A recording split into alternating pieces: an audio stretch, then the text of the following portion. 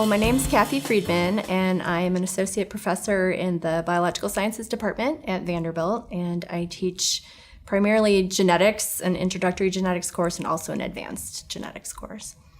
And my name is Jennifer Osterhage. I'm a lecturer at the University of Kentucky in the biology department, and I teach introductory biology and a genetics course, and also coordinate the genetics labs at the university. So genetics is one of our intermediate level courses, so it follows after a year of general biology in which students get a little introduction to genetics, but not in depth, and it's a one semester course. And we cover both aspects of Mendelian genetics and also what you might think of as more traditional genetics, and also quite a bit of molecular genetics in the class as well. There are anywhere between 30 and 100 students in the class, depending on the semester. A lot of them are biology majors.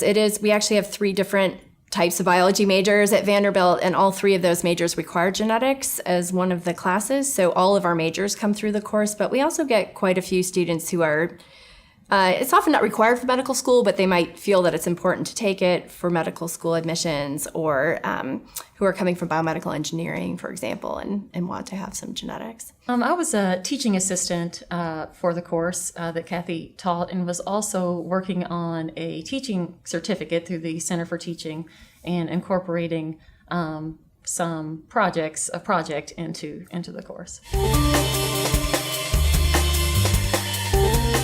We were interested in whether we could use concept maps to identify student knowledge structures. So I went into the course as an exam review and asked students, we had nodes on Post-it notes, and asked students first to arrange the nodes, arrange the concepts from what they thought was the most important at the top down to more trivial kind of concepts, and then make connections, concise connections between those concepts. And then I looked at the maps and analyzed them for lots of different variables, so number of connections, accuracy of connections, but discovered something really interesting that I think we weren't expecting, and that you could discover something about their knowledge structure by the type of language that they used in those connections. So was it absolute type language, or did they understand the conditions when a connection would be true?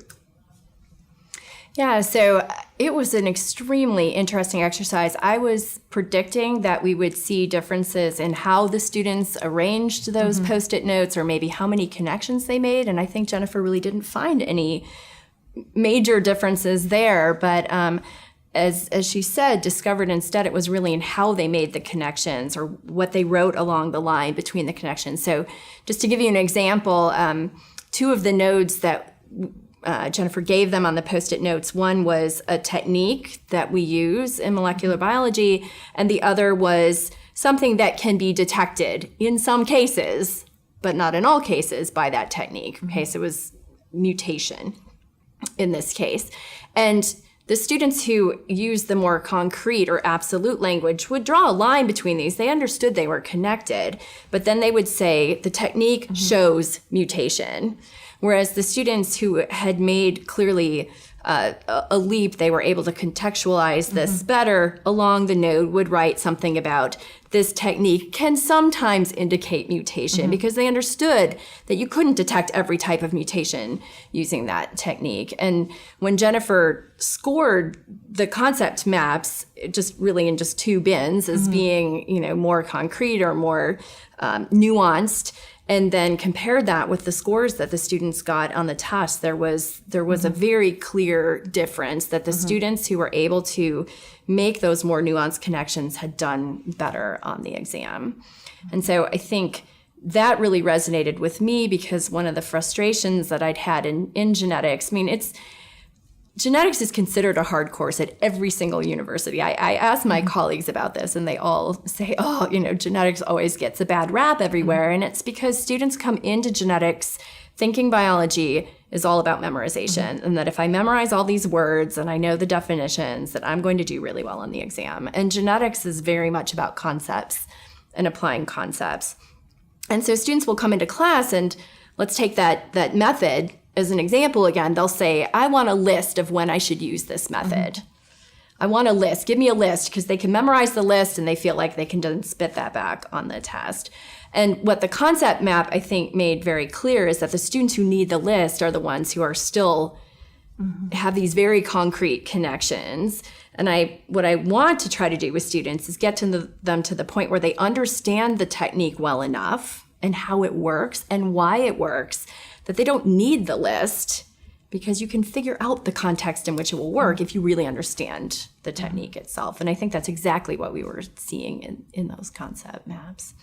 So I mentioned earlier that the students like to be given lists in class for how to memorize things. And this really isn't the best way for them to approach things in the class. I really want them to approach the class in terms of thinking about concepts and identifying concepts and how they fit together. And that's because what we're really trying to teach in genetics is a way of thinking.